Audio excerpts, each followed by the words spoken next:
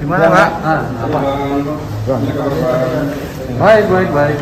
Tentang sidang hari ini Bang. Baik, hari ini sidang ke-22 masih mendengarkan keterangan saksi adicat dari penasihat hukum. Tadi dari penasihat hukum menghadirkan 3 orang saksi adicat. Yang pertama, yang satu pengurus, yang 2 mantan santri di Sidikiyah. Secara garis besar keterangan dari pengurus dulu ya. Pengurus tadi memang setelah terjadi tanya jawab dan sebagainya, ada beberapa keterangan yang tidak sesuai dengan barang bukti yang kita ajukan. Dasar ada pemecatan beberapa orang santri, 13 santri itu dasarnya karena pertemuan secara akademik tidak cukup 70%, tapi berdasarkan surat keputusan yang kita sampaikan kita ajukan dan perlihatkan di persidangan, dasar pemecatan karena ada fitnah. Jadi dari pengurus tidak bisa menjawab tadi. Kemudian ada beberapa pertanyaan-pertanyaan kita juga tidak bisa tidak bisa dijelaskan secara detail oleh pengurus, sementara dia dari 98 gitu. Terkait keterangan santri ada beberapa poin yang tidak bersesuaian dengan keterangan saksi sebelumnya. Itu aja mungkin poinnya. Terkait dengan perkara ini apa keterangan saksi yang terkaitan? Ya, lebih menjelaskan keterkait ini masalah kepemecatan saja. Jadi pemecatan 13 orang santri itu bukan dasarnya karena ada fitnah dan sebagainya. Sementara barang bukti yang kita ajukan di situ dasar menimbang dan memperhatikannya dasarnya karena ada fitnah. Pemecatan 13 santri itu dalam perkara ini ada hubungannya? Iya, karena mereka dianggap menyebarkan fitnah gitu. Oke. Makasih. Makasih Bang. Ya. Mana? Dijelaskan terkait dengan Hari ini kita menghadirkan 3 saksi. Satu saksi terkait dengan ada saksi yang dihadirkan oleh JPU yang mengaku sebagai korban, yang kemudian membuat sebuah cerita yang cukup serem terkait hal urusan asusila, mencatut nama yang bersangkutan, dan itu dibantah dan itu tidak pernah ada, bahkan cukup keras bantahannya bahwa itu tidak pernah ada. Justru terungkap orang tersebut pernah mengaku, dia kan di saksiannya walaupun bukan korban, dia mengaku salah satu orang yang pernah diperkosa oleh terdakwa, tetapi saksi menyampaikan bahwa orang tersebut justru pernah bikin status di tahun 2015 kangen seseorang yang di sana, singkatan namanya terdakwa MSATS gitu loh. Nah, ini ada contohnya, ini tadi dihadirkan ini ya, dihadirkan sebagai bukti chat bahwa dia yang kangen kok ngaku diperkosa, kira-kira begitulah ya kondisinya ini gitu loh. Itu salah satu narasi yang bisa terungkap di persidangan, berarti sangat jauh lah dari upaya penciptaan sebuah sesuatu yang seram seperti halnya peradilan opini sebelumnya. Itu satu saksi. Saksi yang kedua itu adalah orang yang juga ikut dikeluarkan dari 13 nama di tahun 2018. Nah, itu ditegaskan bahwa dia tidak ada kaitan dengan urusan dengan korban yang mengaku korban itu, tapi murni karena dia tidak mentaati aturan yang ada di sekolah. Contohnya Bang? Yaitu contohnya dia tidak aktif di kegiatan sosial, dia tidak pernah hadir, sering pulang dan sebagainya. Akhirnya suka bolos lah. Akhirnya diberikan sanksi, dikeluarkan. Namun kemudian dia menyadari kekurangannya, menyadari kesalahannya, lalu dia meminta maaf dan berjanji akan rajin sekolah lagi. Lalu dikasih hukuman 6 bulan, dia tidak boleh sekolah, tapi dia tetap tinggal di pondok melakukan aktivitas yang sifatnya sosial. Akhirnya dipulihkan kembali. Artinya pemberhentian pengeluaran 13 orang ini murni karena ketidaktaatan dengan tata tertib di pondok pesantren. Jadi penciptaan sebuah kondisi bahwa itu terkait dengan mereka melapor ke polisi nggak nyambung. Karena kalau dikaitkan dengan laporan polisi kan dia korbannya sendiri melapor 2019. Dia dikeluarkan kan 2018. Bukan 2018 pelaporannya ya. Bang, dan ditetapkan sebagai tersangka 2019. Enggak, 2019. Laporannya itu 2019. Jadi laporannya 2019 bulan Oktober, kemudian visumnya yang baru yang kedua itu November.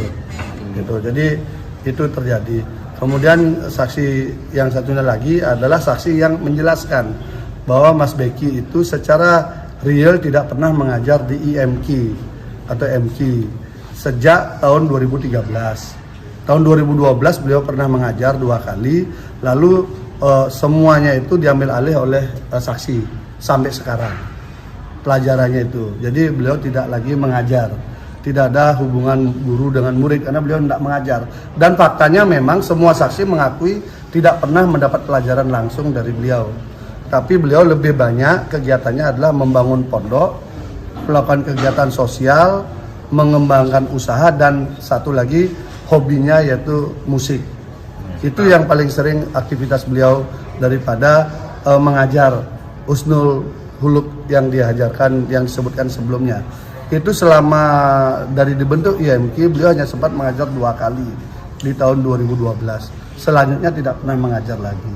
Itu kalau posisi sebagai jabatannya di pendidikan itu apa, Bang? Nah, beliau jabatannya disebut sebagai wakil rektor atau koordinator 2. Itu pada saat awal beliau masuk, 2012 beliau masuk, sampai kemudian 2 tahun yang lalu baru diganti dengan posisi beliau sebagai koordinator 1 karena koordinator 1-nya sakit-sakitan. Namun secara kegiatan beliau tidaklah aktif. Kenapa? Karena menurut penjelasan tadi nama beliau dipakai untuk sebagai daya tarik banyak orang mau sekolah di IMQ gitu. Walaupun secara mengajar beliau tidak gitu. Jadi simbolik, dan itu tidak ada SK khusus untuk itu gitu. Karena sifatnya ini kan walaupun standarnya setingkat kuliah, tetapi kan polanya pola pondok. Tidak sama dengan universitas pada umumnya. Tapi itu murni pola pendidikan pondok di mana puncak daripada pengajaran itu adalah dari Pak Kiai gitu lah. Selama Pak Kiai nggak bisa ngajar, maka yang lain lah yang mengajarkan berbagai materi. Nanti Pak Kiai bisa, baru Pak Kiai. Jadi polanya seperti itu di IMQ dan MQ itu. Jadi ketika dicoba ditanyakan dengan cara berpikir universitas pada umumnya, memang nggak nyambung. Maupun istilah rektor, makanya tadi sampaikan kadang disebut rektor Pak, kadang disebut koordinator. Kenapa gitu? Karena nggak nyaman juga katanya yang disebut rektor itu. Karena kan kita hanya koordinator kegiatan saja gitu. Kira-kira seperti itu.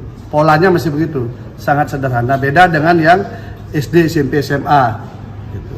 Bang, tadi jaksa JPU sendiri kan ngomong kalau ada beberapa saksi adik catat dan saksi-saksi lainnya itu sendiri tidak bisa membuktikan apa yang dipertanyakan daripada JPU. Itu pertanyaan apa itu? Pendalaman apa aja yang dipertanyakan? Yang nggak bisa diutarakan dari itu? Iya, kalau yang ditanyakan tidak dia ketahui kan memang nggak bisa dia jawab. Ngapain dia harus menjawab sesuatu yang dia tidak tahu kan?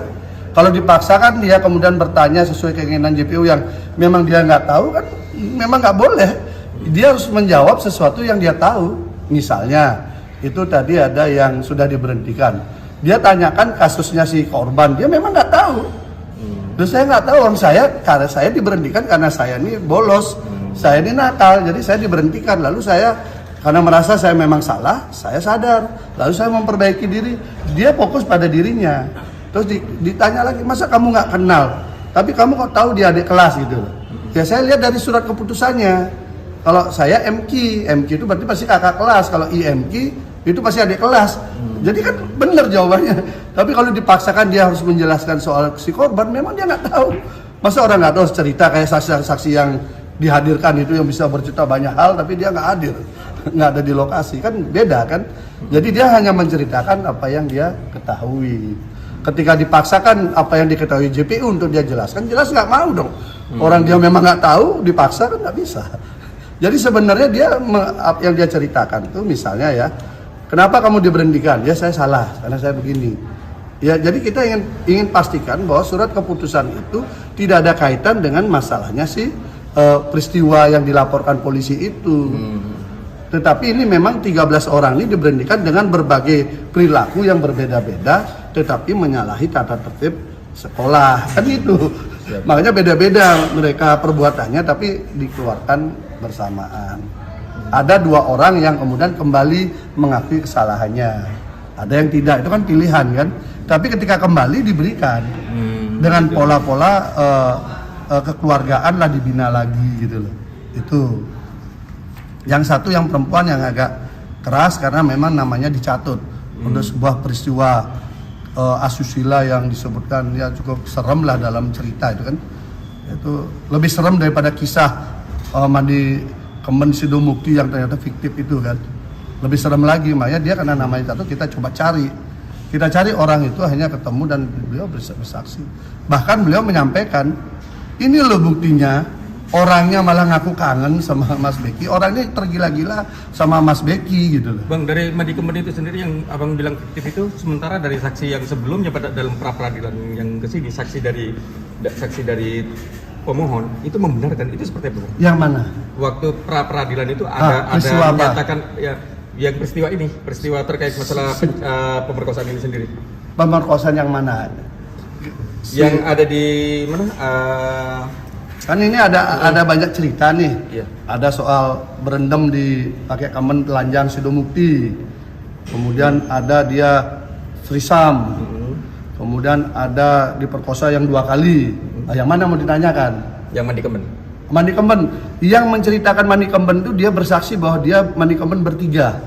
Udah. Di kolam yang dia tunjukkan itu fakta menunjukkan bahwa semua saksi yang tahu kolam itu sejak dibangun kolam itu kering.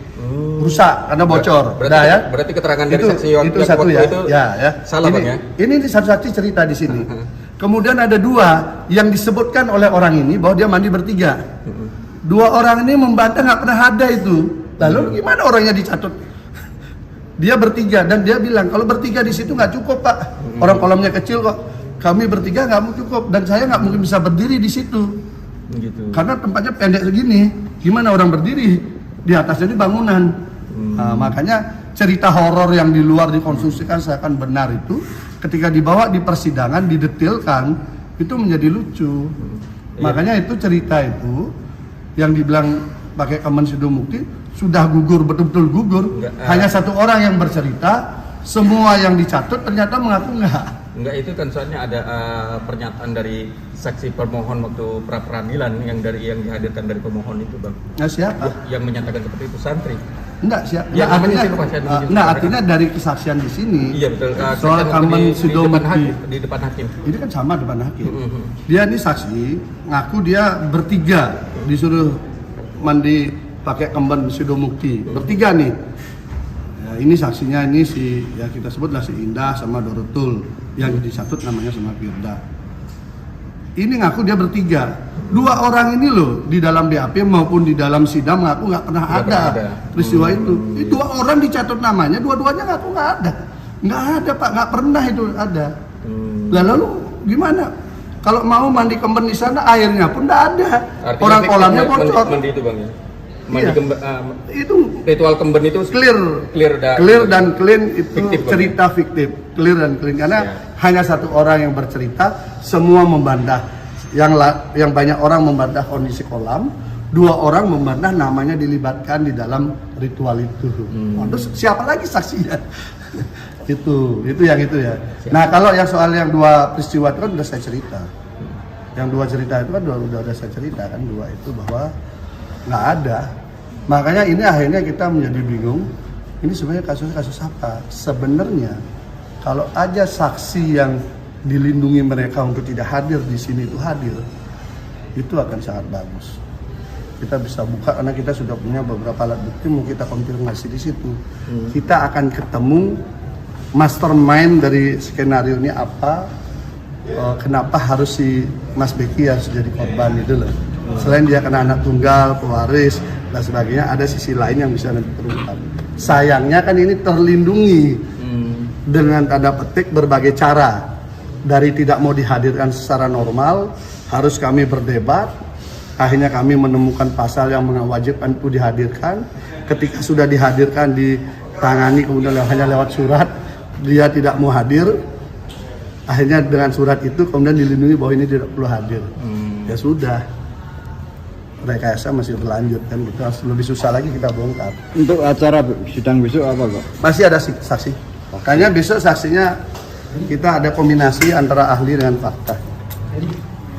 Makasih Pak. Oke, terima kasih.